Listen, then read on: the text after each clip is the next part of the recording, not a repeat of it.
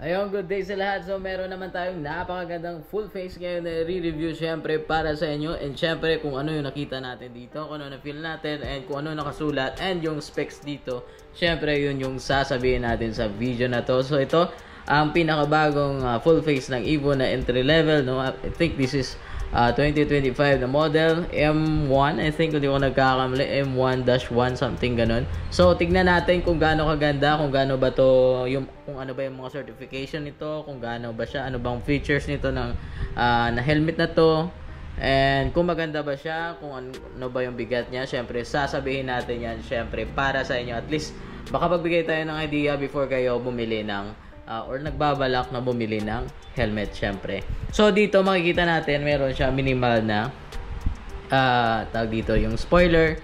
Syempre yung kulay nito ay pearl white, and sa likod naman may nakalagay na Evo helmet M1-01 pala, and UN R22.06 ACE 22.06 na din sa size medium 57-58 ICC. Yun lang yung certification na nakalagay dito. Ulitin ko, ICC certified, ECE 22.06, yung pinakamataas na nagte-test ng helmet, no, sa buong mundo. Siyempre, 22.06 na po ito, updated. Yung bigat nito sa size medium 1,650 plus 1,600 plus 50 grams, so 1,650 grams po ito. Dual visor po ito, and siyempre yung nagandahan ko dito, yung goma na I think additional purpose po to kapag nilalapag natin, no? So goma talaga siya. Ayan, no? Ayan, pwede nyo siyang mag-bend. So napakaganda. So kahit mga small details lang sa isang helmet ay nagagandahan ako. So syempre kung ano yung feel natin sasabihin din natin, no, para magkaroon. So ito yung ulitin ko, syempre ito yung Evo M1-01 na pearl white, no? So yung kanyang lens na dala, ewan ko lang kung same sa ibang shop kasi ito yung pinadala sa atin. Yung kanyang visor ay nagiging I think bluish something. So buksan natin, meron siyang minimal lock dito, and nga pala before ko makaligtaan, napakalapad ng kanyang viewing angle, no? Sobrang lapad ng kanyang visor. Sobrang liit na lang yung natira dito sa may baba, no? So yung iba kasi parang hanggang dito. So sa kanya parang ano talaga, priority yung kanyang vision, no, kapag sinusuot. Syempre mas malapad, mas maganda, at syempre mas safe gamitin na helmet. So alam naman natin Evo, hindi lang po siya sikat dahil sa vlogger, and matibay din si Evo, no? Tested na din siya ng ECE 22.06, syempre ICC na tatak, no? So buksan natin kung anong meron dito. Meron siyang minimal lock dito, ayan. Meron siyang mga kanto, I think 4 times na mga kanto. Ayan, 1, 2, 3, 4. Ayan. So, yan yung kanyang inner visor. Siyempre, as usual, black pa rin yung inner visor. And, meron siyang space dito, halos dalawa, para sa nose natin, sa ilong natin. And, I think, ano tawag dito? Nalimutan ko na yung tawag dito. Basta, meron siyang ganito. Yung iba kasi wala. And, yung dito niya, single, I think, single lang po yung goma na nilagay dito sa water seal para hindi siya mapasukan ng tubig. So dito sa itaas ganun din, single din yung kanyang parang goma dito na hindi mapapasukan ng tubig. So meron siyang minimal lock, and syempre yung vents niya, single lang yung vents dito sa baba, and close na din.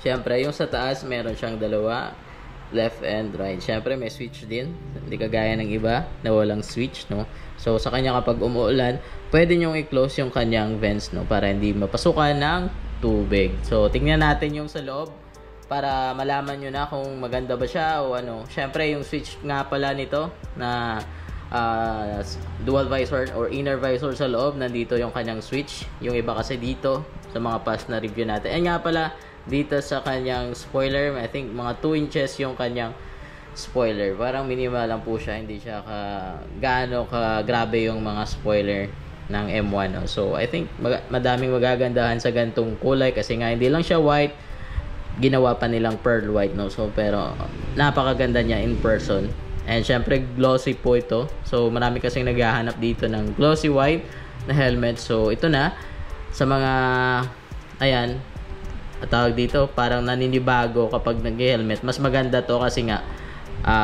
mas malapad yung viewing angle na makikita mo. So tingnan natin kung ano yung kagandahan ng nakalagay dito na paddings or mga chick pads na nakalagay dito sa Evo na to. So kunin natin sa stand. Syempre yung nga pala yung mga sticker ng Evo, commonly alam nyo naman, same pa rin yan, manual, instruction, something ganun.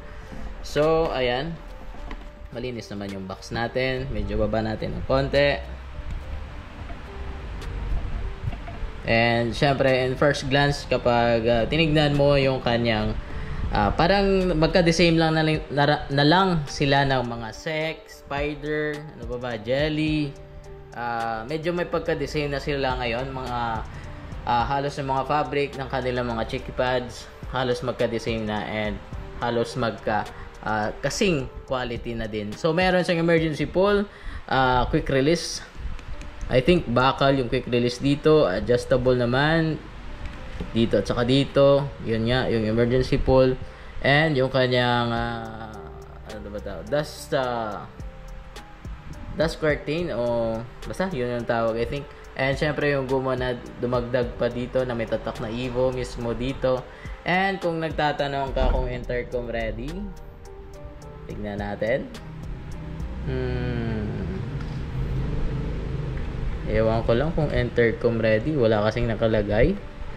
And tignan natin. Buksan natin kasi may cover po siya.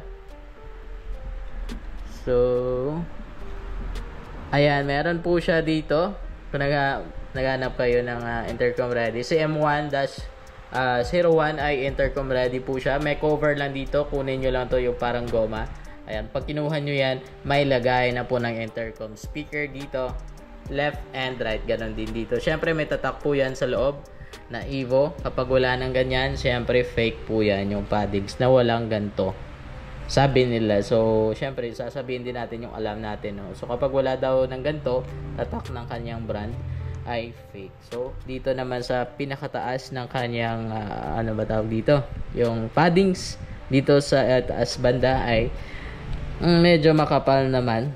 Parang magkasing the same na din ng mga ibang na-review natin na helmet. Parang may mga nets. And syempre yung feeling pala dito, before natin makaligtan. And yung paddings nito, same din sa na-review natin na Spider, empty. Yung paddings na medyo matagal mga moy.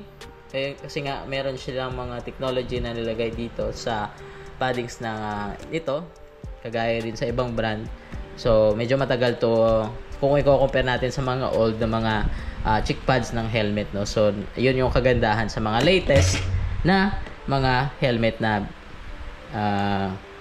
nasa market ngayon, no? So, the more ka na updated sa mga gear sa pagmomotor, the more ka na nagiging safe and syempre comfort, no? So, meron kasing ibang helmet na masyadong mabigat, meron din masyadong magaan.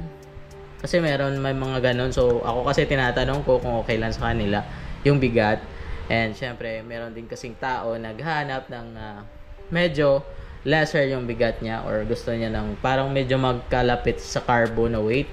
Mostly may nakita ako 1.5, 1.450. Kapag meron kang helmet na ganun, na branded, na sobrang mura lang, ay bilhin nyo na. And syempre dapat updated yung specification ng helmet na bibilhin nyo, kasi nga ay para sa safety. Kasi ito yung pinaka-importante sa body parts natin, yung sa ulo. So kahit mahal, bibilhin mo siya kasi nga for protection sa pagmomotor, no? So syempre nasa huli yung pagsisisi. So the more mo na branded po yung binibili natin na helmet, the more po siya na safety, no? So pero syempre depende naman yun sa budget nyo. Balik tayo dito, meron siyang leader type dito, saka dito, and yung I think ito yung reflectorized na kulay. I think silver gray, something gray.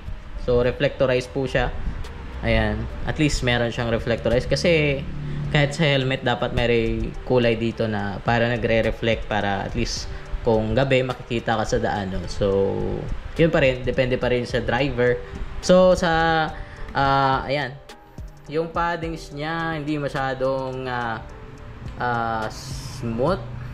Hindi na masyadong matigas, no? Parang sakto lang din. Pero malaman na po yung Evo na ni-release ngayon, malaman na yung kanilang mga paddings. Meron kasi tayong na-review, hindi ko na sasabihin kung anong model yon, pero may na-review tayo na parang medyo may pagkahalo yung sa gitna. Yung hindi masyadong puno ng tawag dito, yung parang foam, no? So, ito parang punong-puno yung kanilang mga paddings na ni-release ngayon.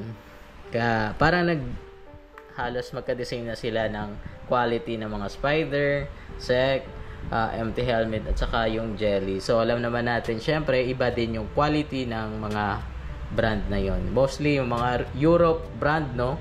Syempre shout out sa empty helmet. Yan yung ang helmet na dinadala ko or ginagamit ko pang araw-araw. Syempre sa mga pagra-ride din, no?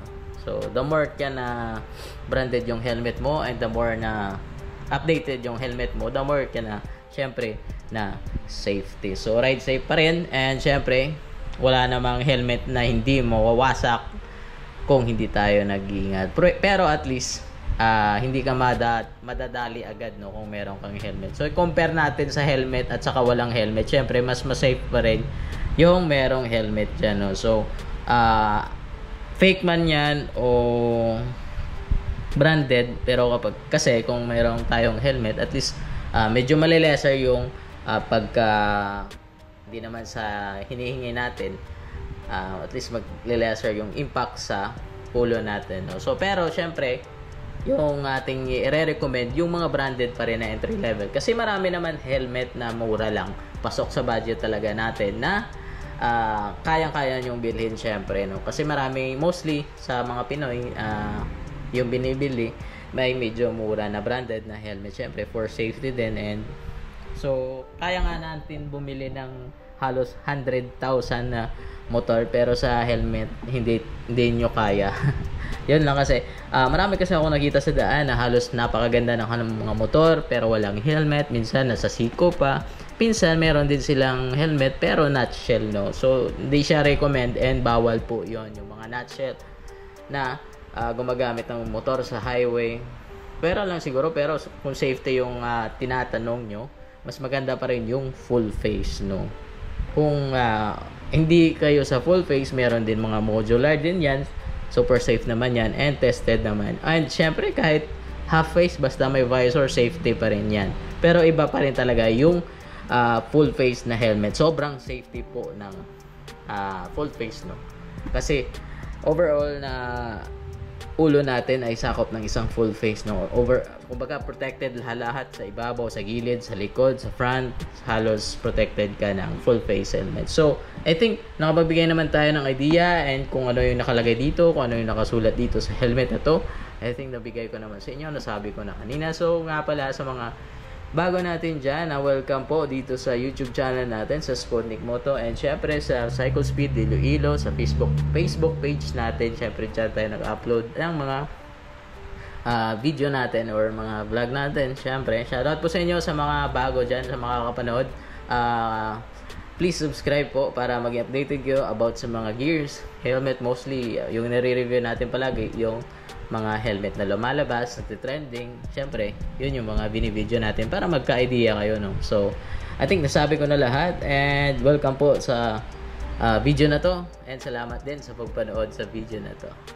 Peace.